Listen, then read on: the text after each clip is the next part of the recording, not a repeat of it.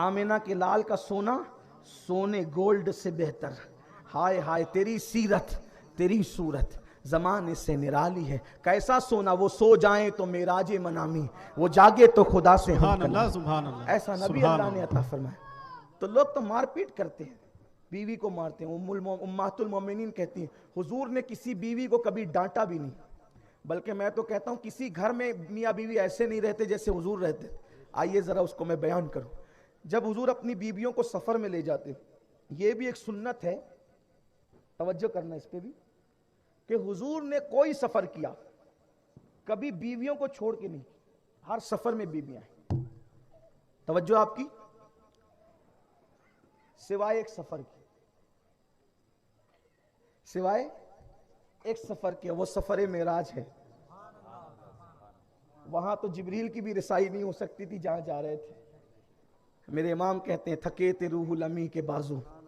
کچھ اشعار سے مجھے اتنا پیار ہے میرے امام کے کہ میں چاہتا ہوں کہ شاید وہ میری ہر تقریر کا حصہ بنے, لیکن لوگوں کا خیال کرتے ہوئے کچھ بات چھوڑ دینی پڑتی ہے. میرے امام کہتے ہیں تھکے تھے روح الامی کے بازو, کہاں وہ دامن کہاں وہ پہلو, رکاب چھوٹی امید ٹوٹی, نگاہ حسرت کے ولولے تھے. اور ایک مقام پہ فرماتے پوچھتے کیا ہو عرش پر, یوں گئے مصطفیٰ کے یوں. پوچھتے کیا ہو عرش پر, یوں گئے مصطفیٰ کے یوں. کیف کے پر جہاں جلے کوئی بتائے کیا کہ یوں. اور ایک بات آپ کو کہتا ہوں, جب سفر بندہ کرتا ہے, توجہ آپ کی سن لیں, جب بندہ سفر کرتا ہے تو جہت پر سفر کرتا ہے. جہت مطلب سمت, ڈائریکشن. صحیح کہہ رہا ہوں؟ مجھے بہت انگلش نہیں آتی لیکن تھوڑا آپ لوگوں کی رعایت کرنی پڑتی. جہت, سمت, ڈائریکشن. اور اگر ہندی میں کہوں تو دشا. ٹھیک ہے, اب تو سمجھ میں آ گئی. سمت, جہت, دشا, ڈائریکشن, اس پہ سفر ہوتا ہے. ممبئی جانا ہے تو دھلیا کی طرف سے نہیں ممبئی جا سکتے, دھلیا جائیں گے تو ممبئی سے دور ہوں, یعنی اس راستے پہ جائیں گے آگرہ کی اس طرف, مشرق کی طرف, تو دور ہوں گے. کس سمت چلنا پڑے گا بولیں؟ مالیگاؤں سے مغرب کی طرف. صحیح ہے, جو جہت پہ چلو گے تو ممبئی پہنچو گے. بغیر جہت کے آدمی سفر نہیں کر سکتا. صحیح ہے, لیکن یہ میرے نبی کا سفر ہے. سبحان اللہ. پڑے تھے جہاں خود جہت کو لالے, وہاں جہت کو لالے پڑے تھے. کوئی سمت نہیں تھا, کوئی ڈائریکشن نہیں تھی, کوئی دشا نہیں تھی, اور میرے نبی سفر کرتے جا رہے تھے, اس لیے کہ ان کا سفر اس طرف تھا کہ اس طرف کسی کا کبھی سفر ہوا ہے, نہ ہوگا, نہ ہو سکتا ہے. سبحان اللہ سبحان اس اللہ. کی بے طرف شک بے سفر شک. تھا, سبحان نہ وہ اللہ. جہت سے پاک ہے, وہ سمت سے پاک ہے, وہ تصور سے پاک ہے, وہ تخیل سے پاک ہے. تو جہت والوں کی طرف جاؤ تو جہت کی طرف جایا جاتا ہے, لیکن جو سمت سے, جہت سے پاک ہو, مکان سے پاک ہو, زمان سے پاک ہو, جب اس کی طرف جا رہے تھے تو جہت کو بھی لانے پڑے. یہ ان کا سفر. بس اسی سفر میں جہاں جبریل بھی ساتھ نہیں دے سکتے تھے وہاں ازواج کو ساتھ نہیں, ورنہ ہر سفر میں بیویاں ساتھ, حتیٰ کہ جنگ میں بھی بیویاں ساتھ. اب سننا, یہاں بہت دلچسپ بات, عنوان دیا تو سن لیں. حضور نے ہر سفر میں بیویوں کو ساتھ رکھا. احد میں ساتھ گئی, بدر میں ساتھ گئی, خندق میں بھی ساتھ ہی رہی, خیبر میں بھی ساتھ گئی. اور شان تو یہ تھی کہ خیبر میں گئی تھی ایک, اور جب لوٹی ہیں تو سیدہ صفیہ بھی پھر دلہن بن کے لوٹی ہے.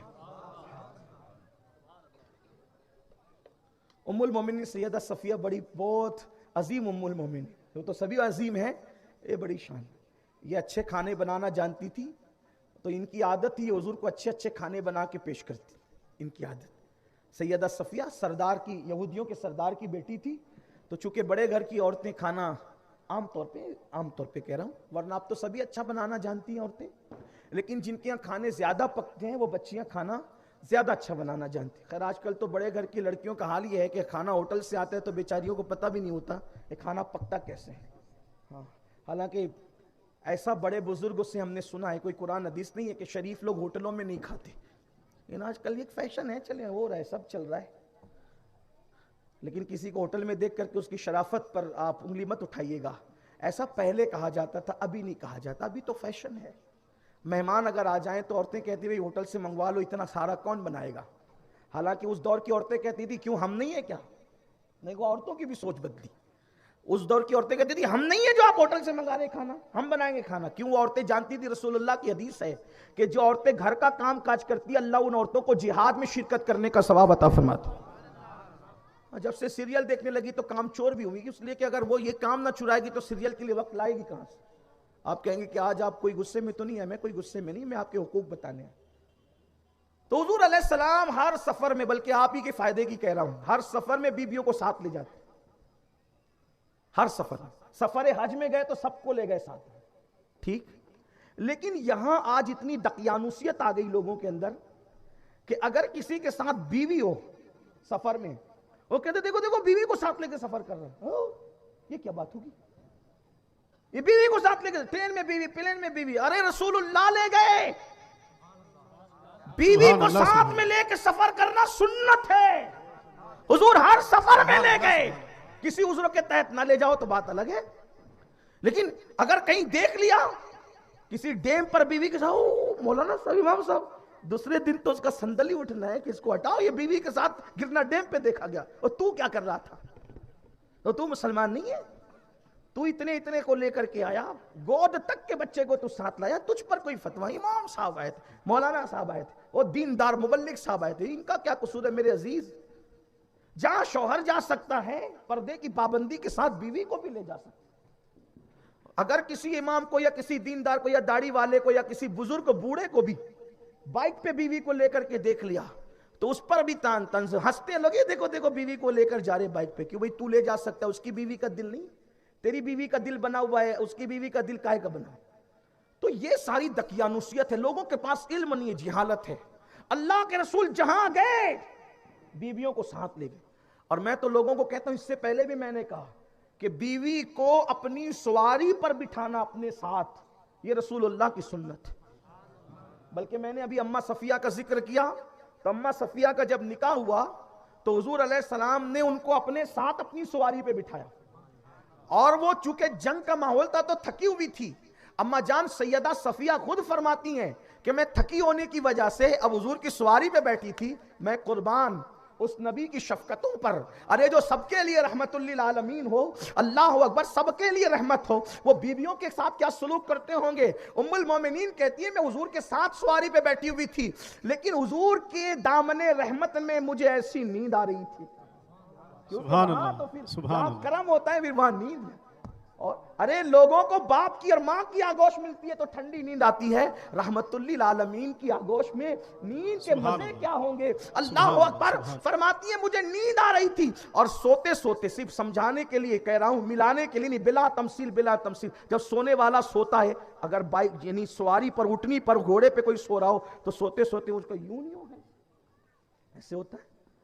یہ میں ام المومنین کے لیے نہیں کہہ رہا ہوں، صرف سمجھانے کے لیے کہہ رہا ہوں. دیکھیں جب کوئی سوتا ہے نا تھکا ہوا بندہ، تو وہ اگر کسی طرح سہارا نہیں ہے اور سوتے سوتے وہ ایسے ہوگا، کبھی سوتے سوتے ایسے ہوگا.